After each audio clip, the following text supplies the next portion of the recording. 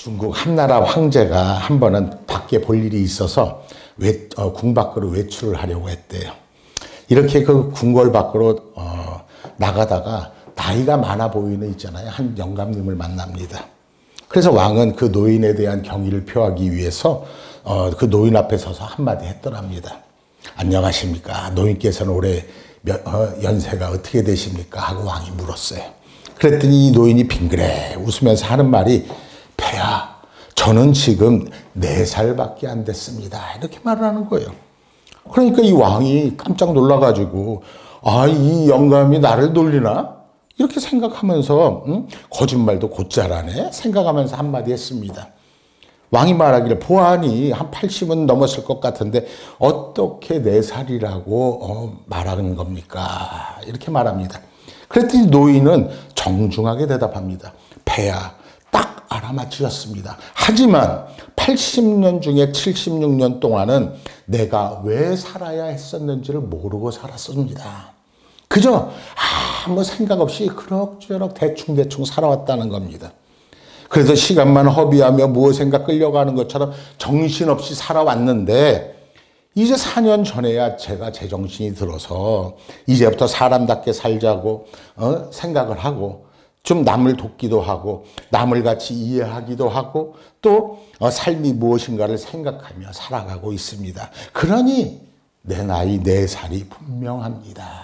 이렇게 말을 하는 거예요.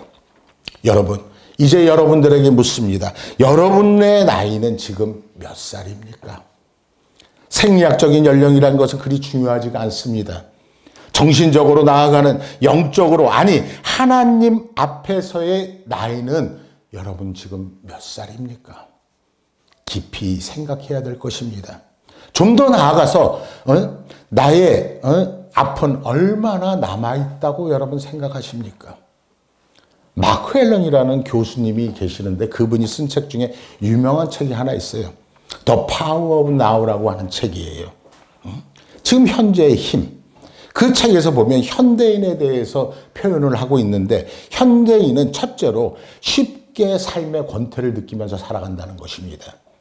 현대인은 항상 자기중심적이므로 스스로가 자신의 자신의 삶만이 기준으로 삼고 어떻게 생각하면 당당하고 정당한 것 같지만 이것이 주는 피해가 얼마나 큰지 그래서 쉽게 현대인들은 권태를 느끼면서 살아가고 있다는 것입니다. 여러분, 이기적인 삶은요, 자기 양심을 배반하는 것과 같은 거예요. 양심의 성원을 받지 못하는 겁니다. 양심이 나를 칭찬해야 하는데 내 양심이 나도 모르는 사이에 배반을 하고 있다는 것입니다. 너는 참 잘하고 있다. 자기가 자기 자신을 위로하더라는 거예요. 양심의 칭찬을 받지 못한 사람은요, 항상 권태로운 거예요. 살아가는 의미를 찾을 수가 없는 겁니다. 그 이유가 어디 있느냐? 극단적인 자기만의 이기주의로 살아왔기 때문에 그렇다는 겁니다. 두 번째로는 현대인은요, 항상 두려움에 쫓기면서 살아간다는 거예요. 잃어버릴까? 인정받지 못할까? 내가 이만큼 올라왔는데 내가 언제 다시 떨어질지 모르는 그런 지위에 있지 않은가 하면서 계속해서 두려움에 떨어가면서 살아가더라는 것입니다. 소유지향적으로 사는 인생이란 참으로 두려운 것이지요. 또 하나, 엄청나게 바쁘다는 겁니다. 분주한 거예요. 이기적인 삶이라는 것은요, 항상 이유 없이 분주해요. 바빠요. 그런데 실제로 보면 별로 바쁜 것도 없어요. 그런데 그냥 그저 바쁜 거예요. 끝도 없이 바쁘고 그리고 쉼과 안식이 없더라는 것입니다. 이게 현대인의 모습이라는 겁니다. 좀 쉬기도 하고 말이에요. 생각도 좀 하고 멈추어서 과거도 좀 생각해보고 앞으로 살아갈 미래에 대해서 생각도 좀 해보고 해야 되는데 그래서 밝은 미래를 전망해서 내가 어떻게 살아가야 할 것인가를 좀 이렇게 계획도 세우고 해야 되는데 그냥 내달리기만 하니까 분주함에 쫓기는 모습으로 살아갈 수밖에 없다는 것입니다. 여러분, 우리가 언제까지 그렇게 살아야 하느냐 이거예요. 전에 여러분들에게 말씀드렸던 적이 있습니다. 마더 테레사에 대해서 말하면서 여러분, 마더 테레사 수녀의 이야기를 한 번 더 말씀드리려고 합니다. 마더 테레사가 썼던 책 중에 이보다 더 큰 사랑은 없다라고 하는 자그마한 책자가 있어요. 그 책에 보면 마더 테레사는 이렇게 말하고 있습니다. 현대인은 말의 홍수 속에 살고 있다는 것입니다. 언어의 홍수 속에 있다. 뜻없는 말을 듣고 뜻없는 말을 하고 마음에도 없는 말을 하고 듣기도 한다는 거예요. 아무리 외치고 외쳐도 가슴을 열고 듣는 사람은 아무도 없다라는 거예요.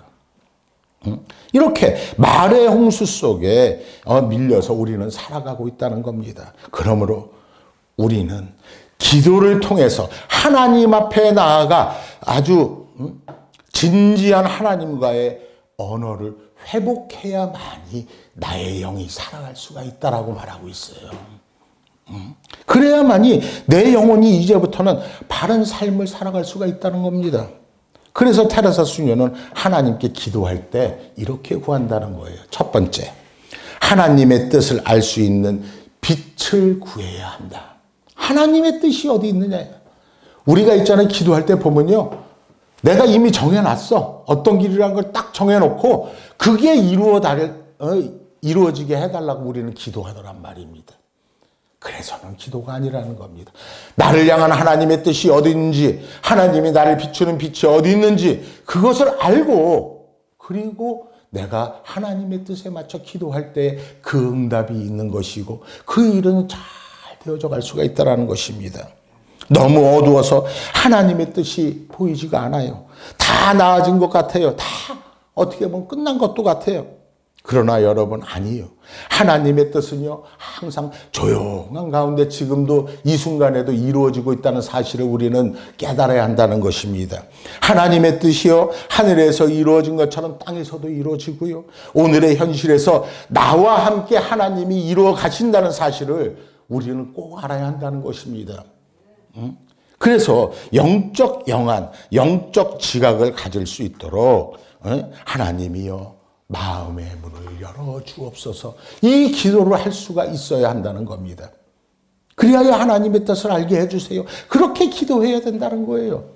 두 번째, 하나님의 뜻을 받아들일 수 있는 사랑을 주시기를 기도해야 한다는 겁니다. 하나님의 뜻을 받아들일 수 있는 사랑을 주시옵소서. 여러분, 사랑이 무엇입니까? 사랑하면 무엇이에요? 사랑은요, 뜻을 받아들이는 게 사랑하는 거예요.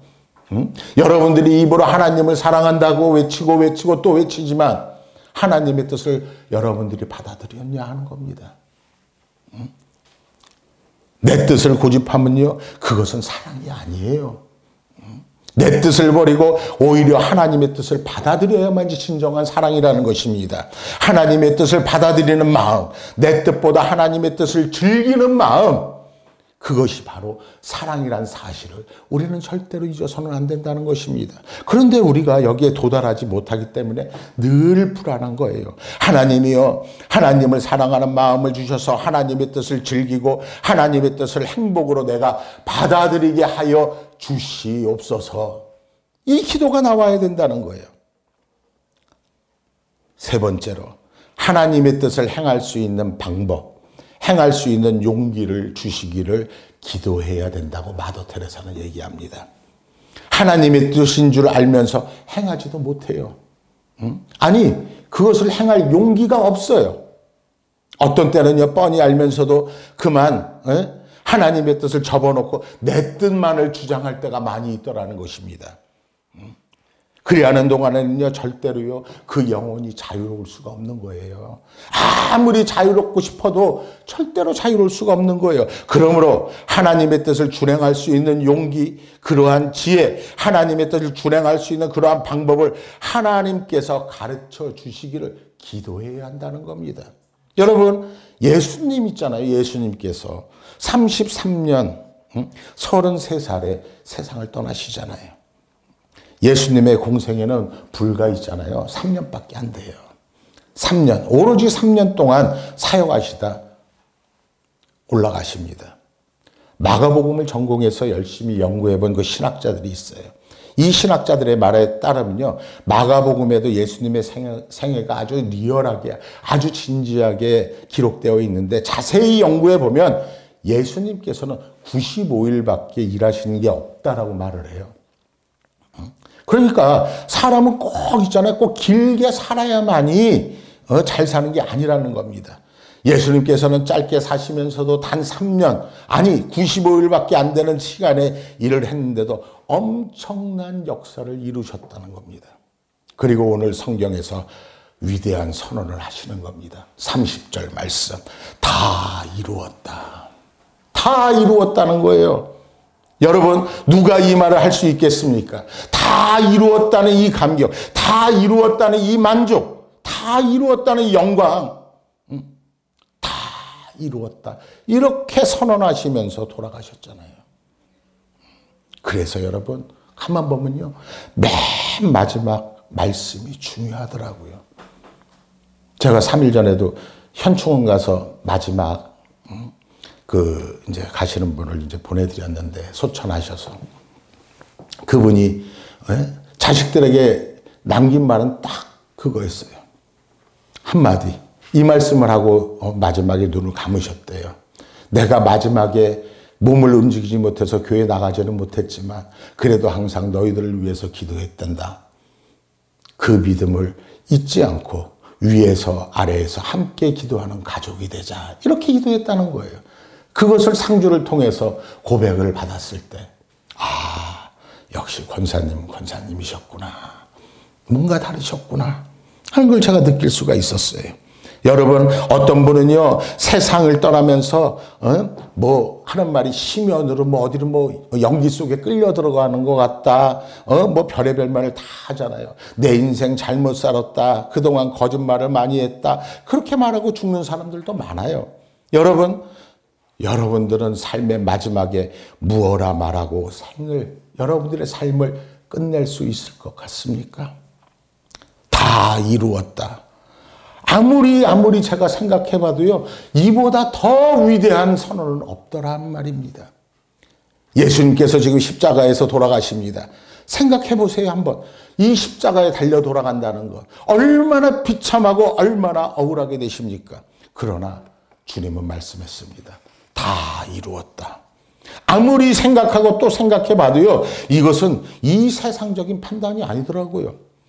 예수님의 마음 깊은 곳에서 마지막으로 우러나오는 그 말씀, 그리고 선언하는 그 말씀, 다 이루었다. 원문대로 보잖아요. 그럼 이거예요. 모든 것이 성취되었다. 이 말이에요. 성취되었다. 계획된 바 모든 예정, 계획된 모든 예언, 계획된 모든 예표, 계획된 모든 상징, 모든 계획된 말씀들이 다 이 십자가의 사건 하나로 이 사건 속에서 나의 죽음에서 성취되었다. 이 말씀을 하신 거예요. 그러시고 세상을 마치셨습니다. 여러분, 이것은 엄청난 신학적 성경적 의미가 있는 말씀입니다. 여러분께서 아시는 대로 예수님께서 하신 일이 얼마나 많습니까? 병자도 고치셨잖아요. 굶는 사람도 많고 나라도 막 엉망이고 하지만 저는요, 특별히 생각해 보는 것은요, 성경을 읽다가 주님이 베드로를 얼마나 사랑하셨어요. 그죠? 그런데 베드로는 말이에요, 지금 예수님을 3번이나 부인하고 저 있잖아, 구석에 쪼그려가 앉아가지고 울고 있는 그 모습의 베드로. 도대체가 그 당시 상황을 보면 성경을 읽으면서도 화가 나요. 어쩌다가 이런 것들을 위해서 예수님께서 수고를 하셨나. 저는요, 또 하나는 그 다른 사람보다라도 나사로 있잖아요, 나사로. 죽은 지 사흘이나 된 나사로를 무덤에 찾아가서 나사로야 나오라 하면서 살려내셨던 그 주님. 그 주님이 억울하게 십자가에 달리실 것 같은데 재판을 받고 있는데 그 나사로가 와서 한마디 거들지도 않아요. 그 무덤에까지 가서 살려냈는데 어째서 이 사람이 예수님 재판하시는 날 나와서 한마디 증언도 안 해야 할 수가 있더란 말입니까? 사실 예수님 하신 일이 다 그랬어요. 돌아보고 생각해보면요, 예수님 하신 일은 다 배반당하고요, 은혜를 모르는 사람들을 위해서 뭐 알든지 모르든지 그렇게 수고하신 거예요. 그리고 마지막에 말씀하시면서 선언하시기를 다 이루었다. 그러시고 가더란 말입니다. 누가복음 9장 51절의 말씀해 보면요, 예루살렘을 향해서 올라가시기로 굳게 결심하고 올라가시잖아요. 그래서 하시는 말씀이 기약이 이르렀음에, 기약이 이르렀음에, 성경적인 예언, 그 기약을 생각하면서 예루살렘을 향해서 주님은 올라가십니다. 성경에 계획된 대로 그대로 계획적으로 올라가십니다. 그래서 젊은 신학자들 가운데서 이런 말까지 해요. 예수님이 십자가의 죽음이 자살입니까? 타살입니까? 여러분, 예수 그리스도의 죽음이 타살입니까? 자살입니까? 뻔히 죽으실 줄 알면서 나귀를 타고 올라가시면 어떻게 하겠다는 말이냐 이거예요. 나 죽여라 하는 거 아니냐는 거예요. 나 죽여라. 얼마든지 피할 길이 있는데, 빌라도 법정에서도 빌라도가 예수님을 놓아주려고 있잖아. 얼마나 노력했어요. 한마디만 하라고 그랬잖아요. 딱 한마디만 하면 살려줄 거라고. 그런데 주님은 십자가를 택하십니다. 그리고 다 이루셨다는 거예요. 끌려간 게 아니라 예수님은 선택을 하셨다는 것입니다. 여러분, 예수님의 십자가는요, 절대로 패배가 아니에요. 최고의 성공이란 말이에요. 성공 중에 성공이고 가장 위대한 성공이었다는 사실을 우리는 잊어서는 안 된다는 것입니다. 다 이루었다. 여러분, 예수님을 믿는다는 게 뭡니까? 십자가를 어떻게 보느냐 하는 거예요. 그것이 예수를 믿는다는 거예요. 십자가가 실패냐 성공이냐, 십자가가 부끄러움이냐 영광이냐, 십자가가 고통이냐 자랑이냐, 바로 거기에 초점이 맞추어져 있다는 것입니다. 그러니까 우리는요, 예수님의 십자가를 보는 겁니다. 예수님 스스로 말씀하시잖아요. 다 이루었다. 할 일 많으시고 해야 될 것도 많으세요. 그 와중에도 주님은요, 그렇게 말씀하셨습니다. 다 이루었다. 어느 별 볼 일 없는 신학자가 이렇게 말한 적도 있어요. 예수님이 정말로 세상을 구원하러 오셨다면요, 최소한 60세까지는 살았어야 되는 거 아니냐는 거예요. 그렇게 일찍 돌아가셔서는 더 큰 일을 많이 하셨을 건데 왜 돌아가셨냐 이거예요. 여러분, 실제로 그럴까요? 아니에요. 예수님께서는요, 3년이면 족하셨던 거예요. 충분했다는 말이에요. 그리고 다 이루었다. 이렇게 선언하시고 떠나시는 겁니다. 여러분, 예수님께서는요, 겟세마네 동산에서 기도하실 때 이미 십자가를 지신 거나 마찬가지예요. 어떻게 해요? 이렇게 기도하셨잖아요. 내 뜻대로 마옵시고 아버지의 뜻대로 하옵소서. 이렇게 기도하는 순간 아버지의 뜻을 이루시는 겁니다. 아버지의 뜻, 하나님의 뜻을 다 이루신다는 거예요. 내 뜻이 아니고 아버지의 뜻을 이루었다라는 선언이라는 거예요.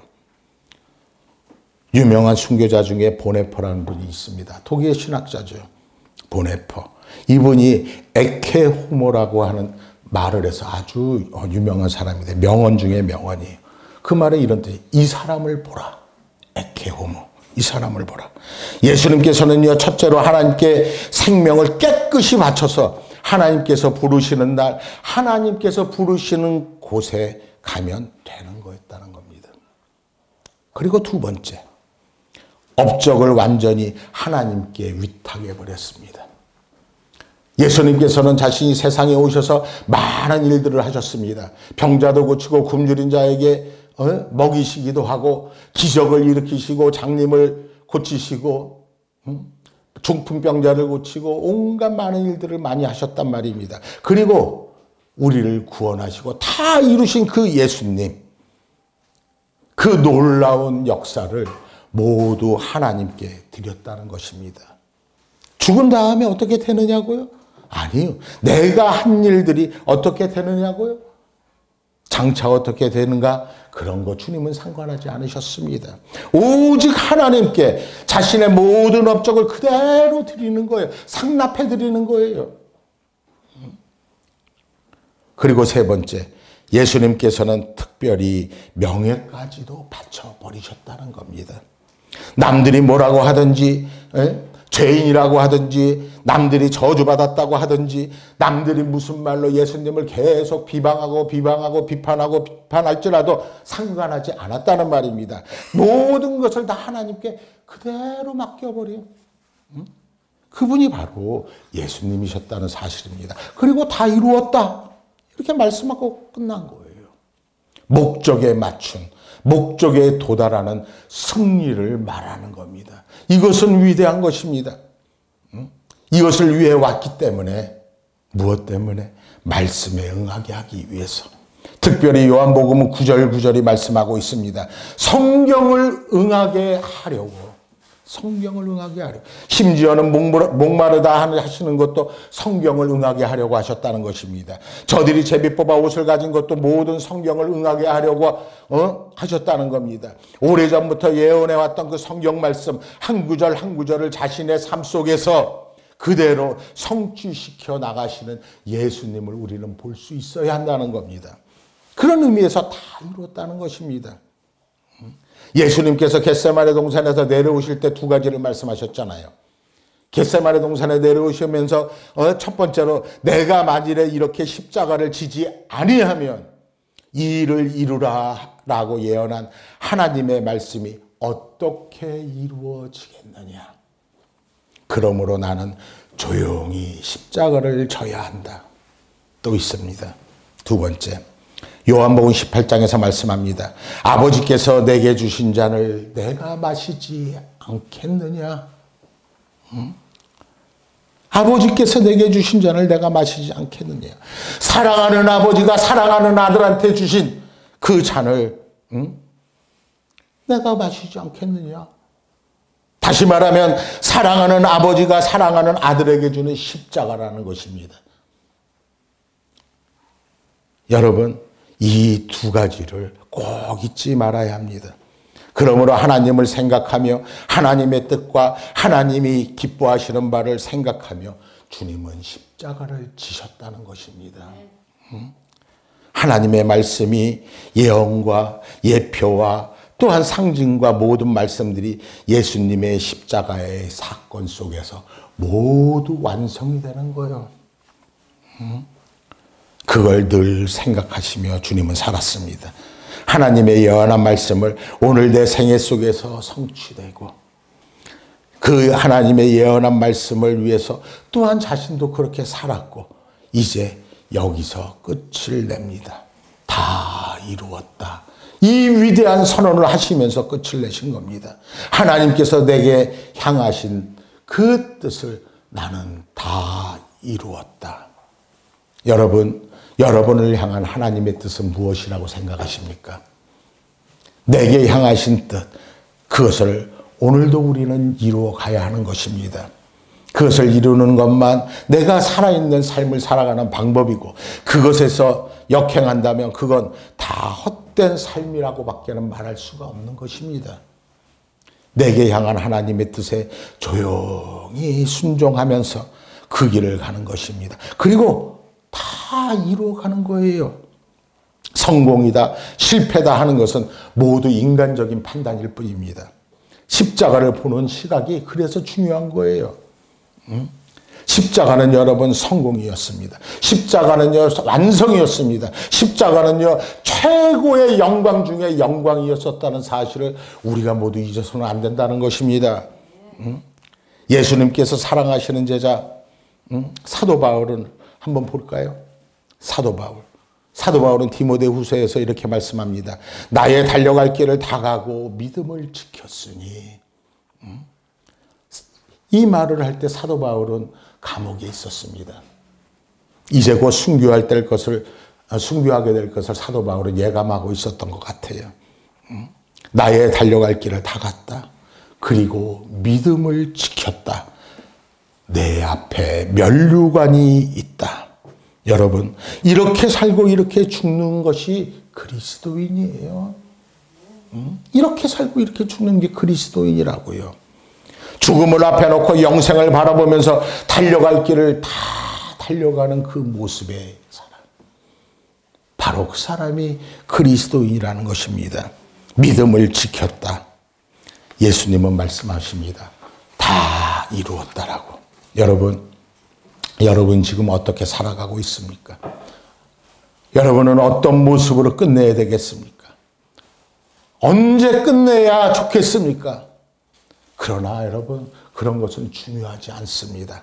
언제든지 예수님이 다 이루었다 이렇게 선언하신 것 같이 하나님의 뜻을 생각하며 내게 향하신 것을 다 이루어 나가야 하는 것입니다.